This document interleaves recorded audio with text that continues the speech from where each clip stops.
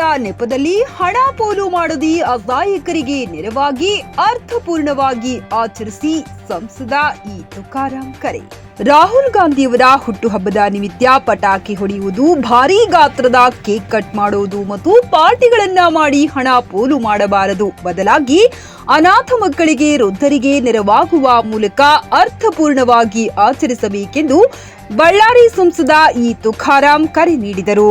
ಅವರು ಬುಧವಾರದಂದು ರಾಹುಲ್ ಗಾಂಧಿ ಯುವ ಬ್ರಿಗೇಡ್ ಕಾಂಗ್ರೆಸ್ ಸಂಘಟನೆಯ ಸಂಸ್ಥಾಪಕ ರಾಜ್ಯಾಧ್ಯಕ್ಷರಾದ ಅಖಿಲ್ ಅಹ್ಮದ್ ಅವರ ನೇತೃತ್ವದಲ್ಲಿ ಹಮ್ಮಿಕೊಂಡಿದ್ದ ರಾಹುಲ್ ಗಾಂಧಿಯ 54ನೇ ಹುಟ್ಟುಹಬ್ಬದ ನಿಮಿತ್ತ ನಗರದ ಕಂಟೋನ್ಮೆಂಟ್ ಪ್ರದೇಶದ ಮದರ್ ತೆರೇಸಾ ಅನಾಥಾಶ್ರಮದಲ್ಲಿ ವಿಕಲಚೇತನ ಮಕ್ಕಳಿಗೆ ಮತ್ತು ವೃದ್ಧರಿಗೆ ಹಣ್ಣು ಹಂಪಲನ್ನು ವಿತರಿಸಿ ಮಾತನಾಡಿದರು.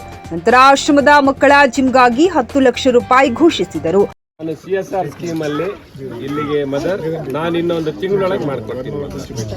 ಬಂದು ನಾನೇ ಉದ್ಘಾಟನೆ ಮಾಡ್ತೀನಿ.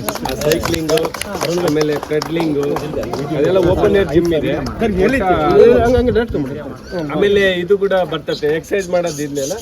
ಒಟ್ಟು 10 ಲ್ಯಾಕ್ ಜಿಮ್ ಬರುತ್ತೆ ಅಣ್ಣ. ನಾನು ಸೊಂಡೂರಿನಲ್ಲೆಲ್ಲ ಮಾಡಿಸಿದ್ದೀನಿ ಮದರ್.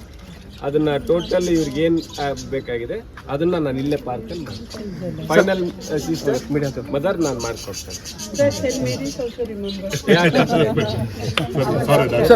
ಪ್ರಾಜೆಕ್ಟ್ ಡೈರೆಕ್ಟರ್ ಅವ್ರು ಬಂದು ಭೇಟಿ ಆಗ್ತಾರೆ. ನಾನು ಜುಲೈ ಅಲ್ಲ ಆಗಸ್ಟ್ ತಿಂಗಳಲ್ಲಿ ನಾನು ಬಂದು ಉದ್ಘಾಟನೆ ಮಾಡ್ತೀನಿ. All India Rahul Gandhi brigade ಅಧ್ಯಕ್ಷ ಅಖಿಲ್ ಅಹ್ಮದ್, ರಾಹುಲ್ ಗಾಂಧಿ ಅವರಿಗೆ ದೇವರು ಆಯುಷ್ಯ ಆರೋಗ್ಯ ಕರುಣಿಸಿ ಇನ್ನಷ್ಟು ಸಾರ್ವಜನಿಕ ಸೇವಾ ಮಾಡುವ ಅವಕಾಶವನ್ನು ಕಲ್ಪಿಸಲಿ ಎಂದು ಹಾರೈಸಿದರು. ಹುಟ್ಟುಹಬ್ಬದ ಶುಭಾಶಯಗಳು ತಿಳಿಸುತ್ತಾ ಅವರ ಆರೋಗ್ಯ ಮತ್ತು ಅವರಿಗೆ ದೇವರು ನಮ್ಮ ದೇಶದಲ್ಲಿ ಪ್ರಧಾನಿ ಆಗಬೇಕು ಅನ್ನೋದು ನಮ್ಮೆಲ್ಲರದ್ದು, ಬ್ರಿಗೇಡಿಯರ್ಸ್ ಎಲ್ಲರದ್ದು ಒಂದು ಇಚ್ಛೆ. ಆಮೇಲೆ ದೇಶದ ಜನರಿಗೂ ಕೂಡ ಇಚ್ಛೆ.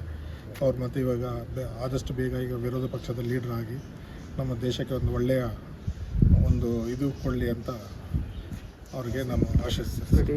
ಈ ಸಂದರ್ಭದಲ್ಲಿ ರಾಜ್ಯ ಕಾರ್ಮಿಕ ಕಾಂಗ್ರೆಸ್ ಘಟಕದ ರಾಜ್ಯ ಕಾರ್ಯದರ್ಶಿ ಕಾಂಡ್ರ ಸತೀಶ್ ಕುಮಾರ್, ಮಾಜಿ ವಿಧಾನ ಪರಿಷತ್ ಸದಸ್ಯ KSL ಸ್ವಾಮಿ, ವಕ್ಫ್ ಬೋರ್ಡ್ ಉಪಾಧ್ಯಕ್ಷ ಕಣೇಕಲ್ ಮಾಬೂಸಾಬ್, ಮುಖಂಡರಾದ ಗುಡ್ಲು ರವಿ, ಸಂತೋಷ್, ರಘು ಸೇರಿದಂತೆ ಇತರರಿದ್ದರು. ಇದೇ ಸಂದರ್ಭದಲ್ಲಿ ಅನಾಥಾಶ್ರಮದ ವಾಸಿಗಳಿಗೆ ಅನ್ನ ಸಂತರ್ಪಣೆಯನ್ನು ಮಾಡಲಾಯಿತು.